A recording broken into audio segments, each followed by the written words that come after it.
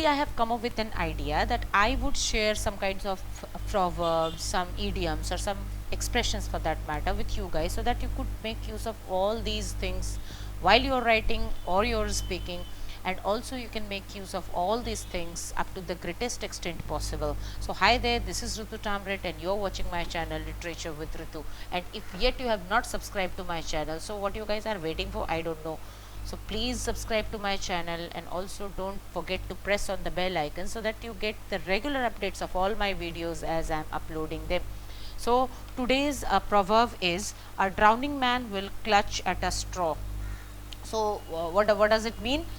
It talks about a person who is in the dire situation, and here he or she can take to any desperate measures in order to come out of that situation. Okay, all right. So what does that mean? डूबते को तिनके का सहारा. Okay, so let's get started with our poem, which is none other than television.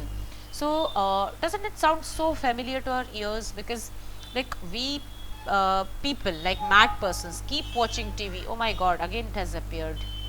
I don't know when I'm going to get rid of this.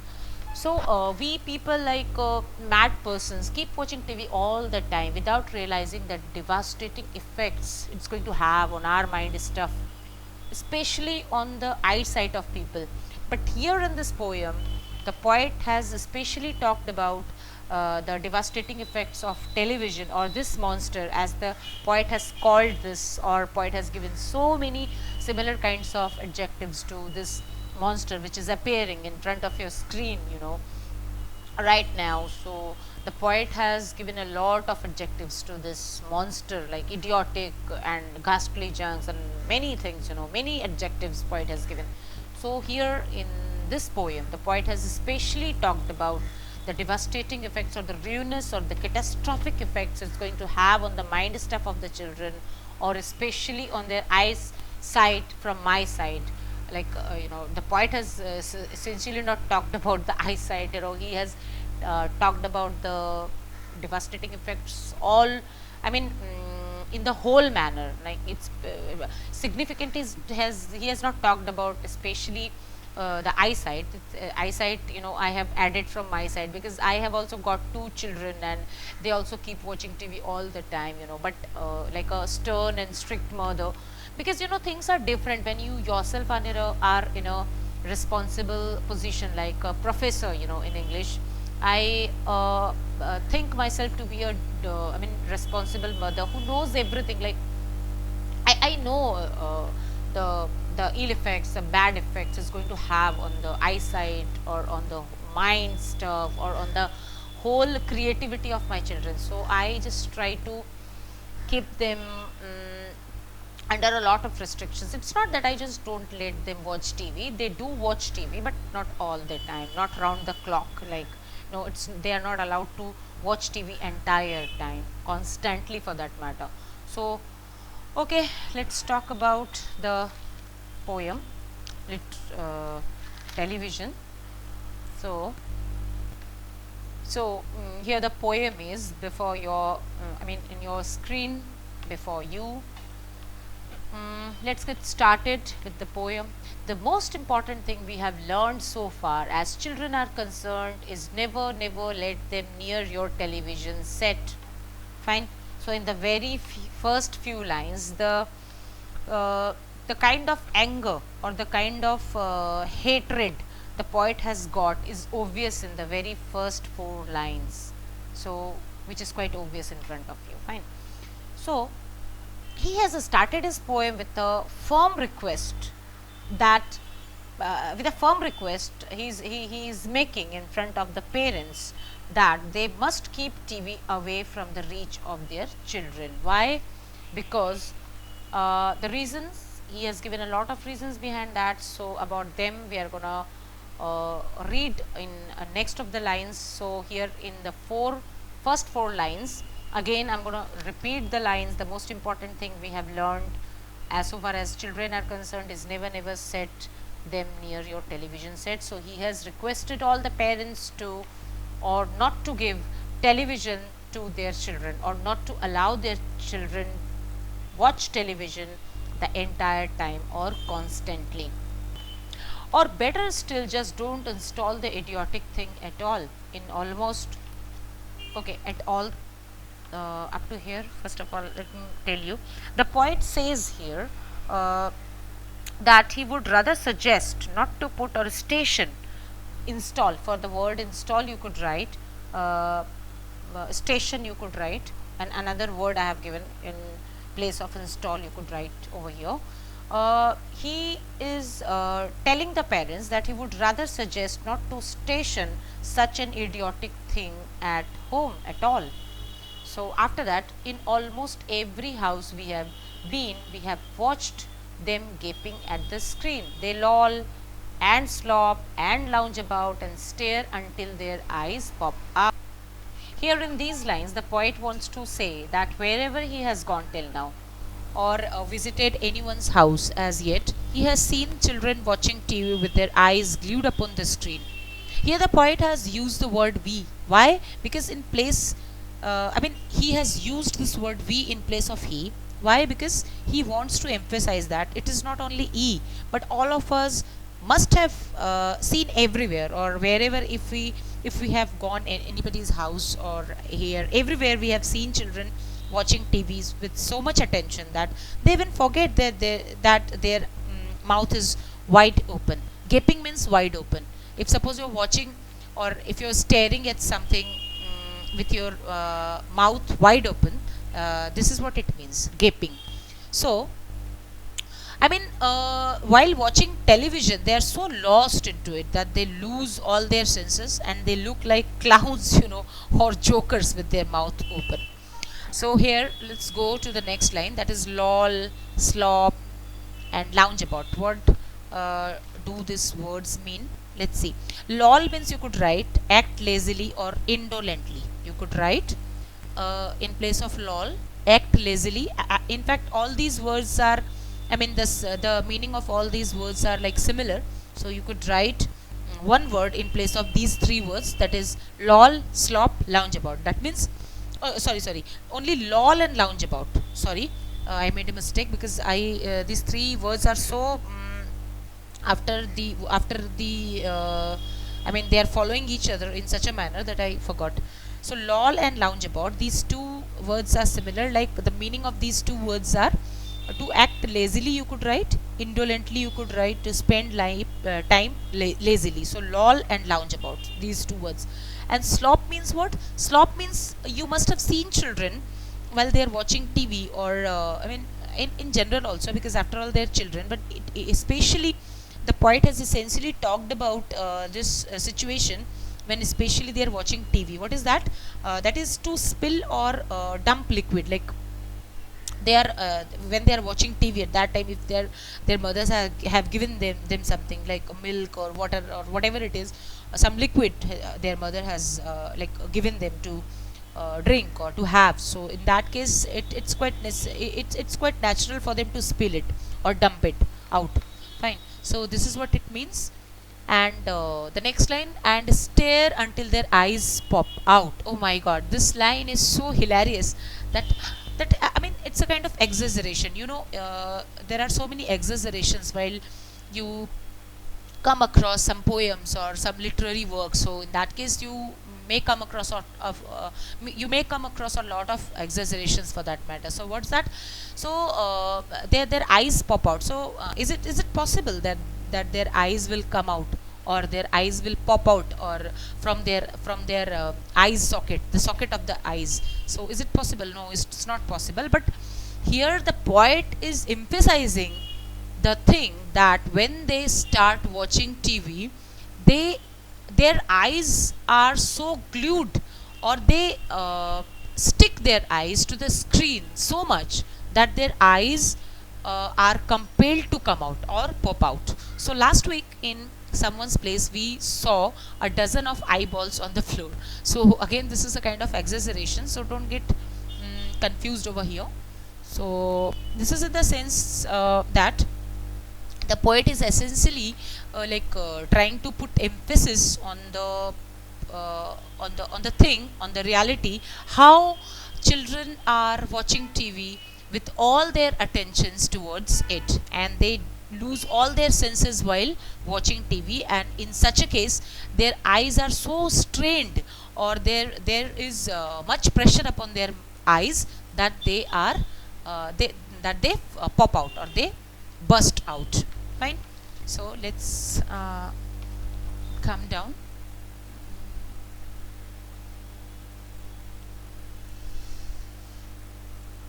They sit and stare.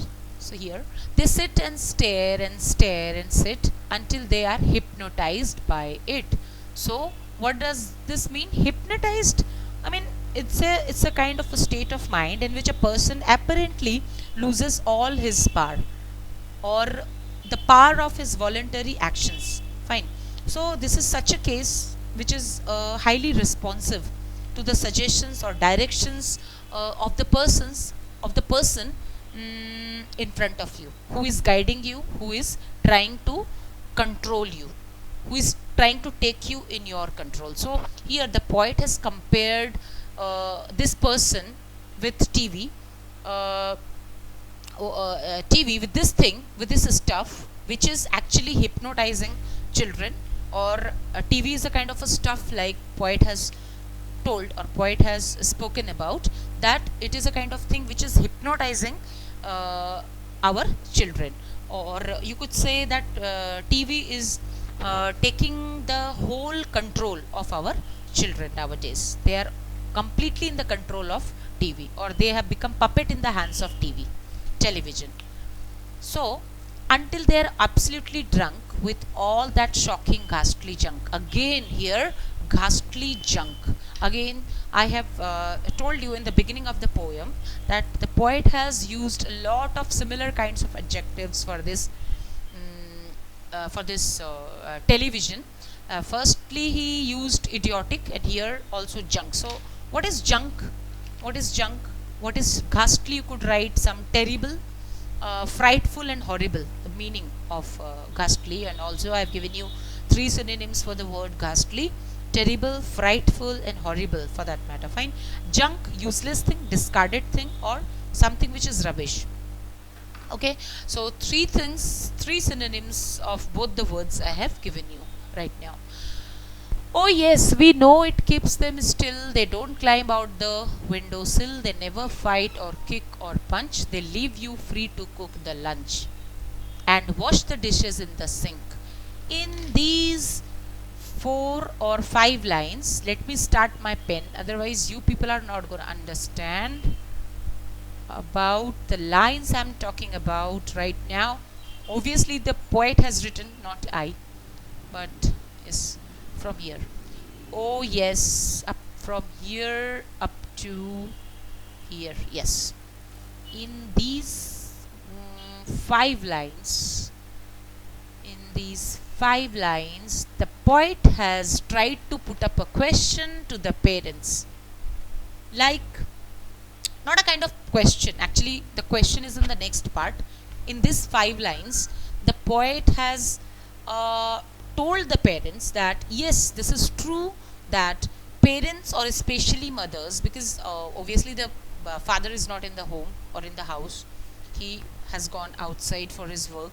Especially, mothers are at home, and they, in order to get rid of their children, in order to get rid of the kinds of mischiefs they make the whole day long, or they play a kind of play havoc in the whole house, in order to get rid of all these things, what the mothers do actually, they they just want their children busy with television, or they want their children to keep themselves engaged with television, so that they could finish all their household chores. Also, they want their children to keep busy or be engaged with this idiotic thing, because if they are busy, then in that case they will not make mischiefs, in the sense, they, here you could pay attention, they will not climb out to the windowsill. Of course, children do these kinds of things, and it keeps them still. Of course, that means it is none other than TV which can keep them pacified, which can keep them cool and calm. They will sit upon at one place, and they can keep watching TV all the time, all through the day, if you don't disturb them, all through the day. And obviously in today's time, the poet is obviously is talking about, in I mean the poet, the poem has been written in 90s, so the poet is talking about that time. So now TV has been replaced with our iPhones, or tabs, or these kinds of gadgets. So we can compare TV with these kinds of gadgets in our time. So these things are nowadays can keep children so cool and calm and so pacified that mothers feel themselves to be so happy, or they feel themselves to be so relaxed, because they are not at all worried what their children are doing. They know that their children are keep and quiet, they are sitting on the bed, or anywhere else, but they are busy with their phones. So they never fight or kick, because also in case there are so many children in the house, in that case they are not punching each other, they're not fighting, they're not kicking, nothing of this kind is happening. So in that case, mother can cook well. So let me remove it. Yes, so in that case, mother can cook well. Here you can see, so they can cook their lunch, they can wash the utensils in the sink, and everything they want to do, they are free to do. There is nobody to disturb them. But did you ever stop to think? So now, from this line, the poet is putting up a question to all the mothers. So what is the question? What but did you ever stop to think, to wonder just exactly what this does to your beloved tot? So here the poet is angrily asking the parents, or especially the mothers. The poet is angrily putting up the question to the mother as to whether she has thought about it ever, that it's all right, fine, that her children are not disturbing her. She can do her household chores, without any disturbance or nothing of that kind. But has he ever thought about it, that how much bad effects, or how much ruinous or catastrophic effects it's going to have on the mind stuff of her children, on the eyesight of her children especially? Obviously it's of course I'm saying that this is from my side, because the poet has not specifically talked about the eyesight. This is from my side, that has the mother ever thought about it, how much bad effects or catastrophic effects for that matter.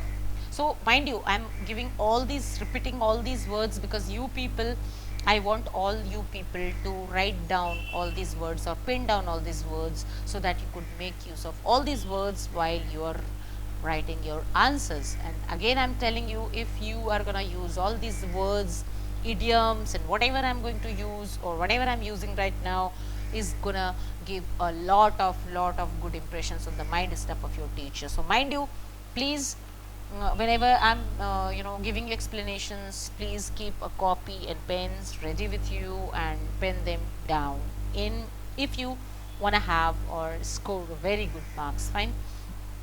So here the poet is asking this question. So yes, it rots the senses in the head, it kills imagination dead, it clogs and clutters up the mind, it makes a child so dull and blind he can no longer understand a fantasy, a fairy land. So here the poet has used all these words, or all these sentences, right in capital letters. Why? Because the poet has emphasized all these emotions, all these feelings. The poet has emphasized, because the poet is very angry, I guess. So that's why he has, in order to like emphasize all his feelings, what he's thinking right now about the children, about the how the children's life is getting decomposed or rots. What does it mean, rots? The poet wants to say that the children's life is getting decomposed, or it's declining in its function. Later in his lives, if he keeps watching TV all the time at this stage of his life for that matter, then in that case, what will become of him in his life later, when he grows up, when he becomes a responsible person. In that case, he will no longer be a person of any use. He will no longer be a person of any functionality. So because why? Because TV is rottening, or TV is decomposing their senses in the head. It kills their imagination. Why? Because this is a matter of concern over here, that what is imagination? Like when you are imagining something. So this is not a case, like it's not so easy. Imagining something is not so easy, because if you people are given a topic, and you people are requested or required to write something upon that topic, that means it needs a lot of imagination power into your mind, into your head. But in today's children, that has gone, completely. Why? Because their imagination has come to an end. Why? Because they are watching TV all the time. Why? What is the synchronization between these two things? Why they are not able to imagine? Because they are watching TV. Why? What is the relationship between these two things? Because all their imagination has gone down, because they are whatever they are watching in their TV. I mean, in TV, they are watching a lot of images, lot of things, which otherwise could have, which they could otherwise have imagined in their mind. And if they are, if you are spoon fed, suppose, if you are running short of your resources, or if you are not having those things, I mean, then in that case you वो कहते हैं ना, आवश्यकता ही आविष्कार की जननी होती है, so in that case, this is what I mean to say exactly. Actually, you people are being spoon fed. If suppose everything you want will be given to you all at once, you wish for them.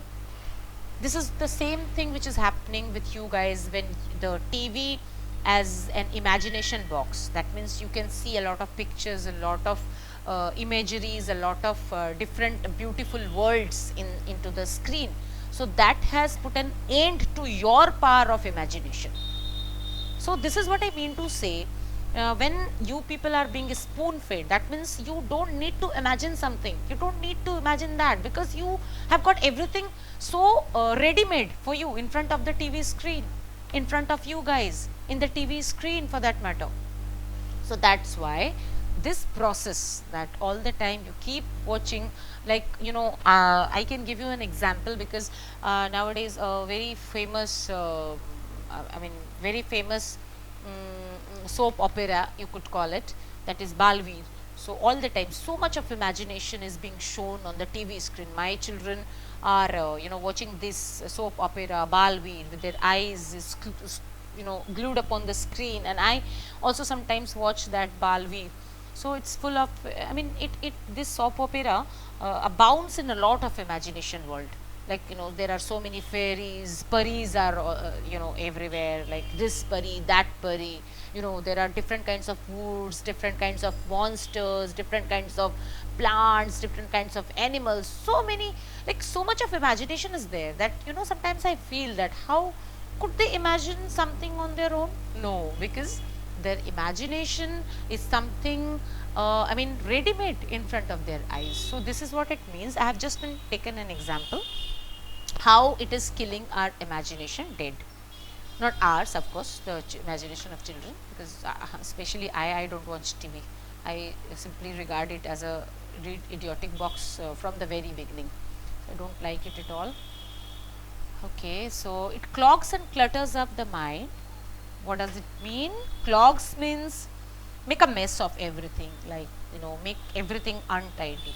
Cluttered, like I mean, if something gets clogged with something, gets cluttered up, that means what? It gets blocked with some kinds of obstructions, or some, I mean, it gets congested, it gets choked. So again, I have given you so many synonyms that are, I mean, that could be used by you guys at the time of your examination, or at the time you make your answers. So, okay, what's the time? That's 24. So Okay, then let's the poem be up to, let me see how much it is. Okay, so I'm going to teach you some more lines, and after that we'll put an end to it, because obviously the poem, of course, it's expected to be finished in one shot, but it's not possible in my case, because I want to teach you everything with from the core of my heart, of course, and with the core of my heart, in the sense I would like to teach you everything with all its intricacies, and with all its like I mean in all its depth and everything, and also I mean, in my case, I also give you a lot of synonyms, a lot of idioms for that matter. So obviously in my case it will take a little bit of more time, like, than others. So sorry for that. I can't help it out, because I don't think I don't feel satisfied with if I teach you guys in a very short manner, or just to finish it off, like I can't do that. So please give me some more time, and it's obviously it's going to help you out, people. It's obviously not on the, I mean, not for my benefits, obviously it's for your benefit, by the way. So you will have to wait for some time, fine. So I'm gonna finish it off in my next video. So up to here, let me make you understand. It makes a child so dull and blind, and of course, yes, blind, yes, this word, blind, this is my word, this is my word, okay, because yes, this is my word, because in the beginning of the poem, or I think in the between of the poem also, I told you that the poet has not talked about especially the eyesight of the children, but I could not recall this word. Oh my god, it's so hidden over here. So this is what I meant, in the beginning or in the middle of my poem, that I talked about the eyesight of the eyesight of the children, of course. So it makes a child so dull. Why dull? Because so many things I have told you why the children of today's world are becoming so dull.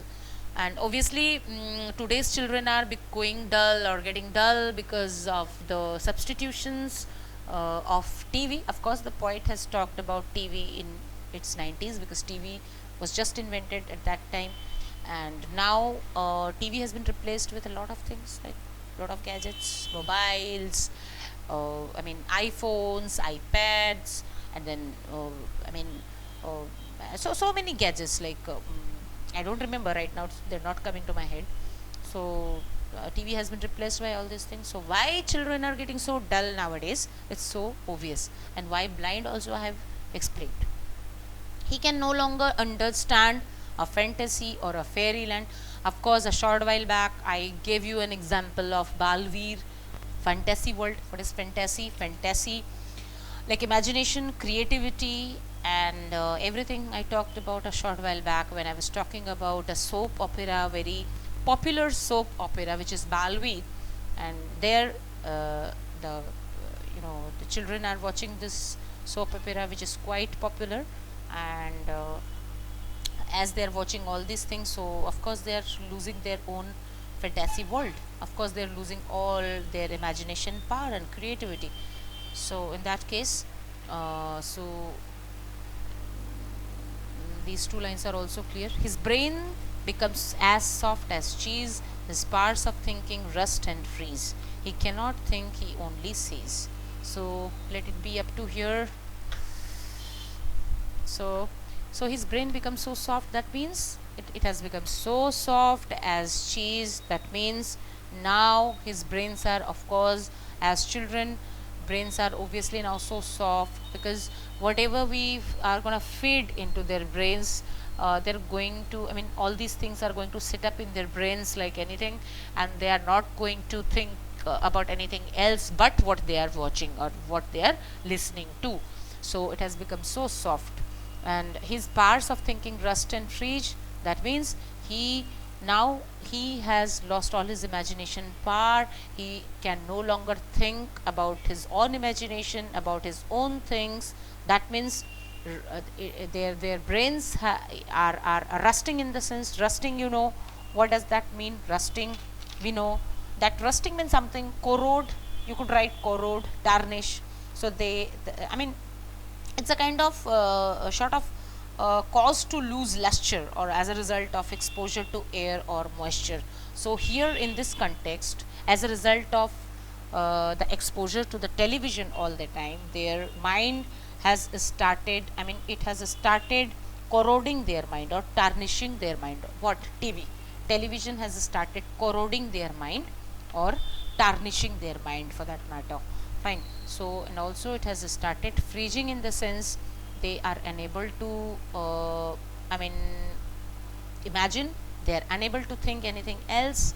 So that is a kind of sort of freezing their brains. He cannot think, he only sees. Why? Because he cannot think, because he only sees, he only watches. So up to here we are going to put an end to the poem. Up to here, in our next poem we are going to finish the poem television. So I mean, when I was reading this poem myself, then I was simply chuckling to myself, because I found a lot of similarities, or yeah, similarities of course, or resemblances for that matter, in this poem and in our lives, in the lives of the mothers. Of course, they as I told you in the beginning, that mothers feel so relaxed and so comfortable while they are doing their household chores, and while they make their children watch television, so that they could have their peace of mind, their time of relaxation. So okay, up to here, be it, let's keep it up to here.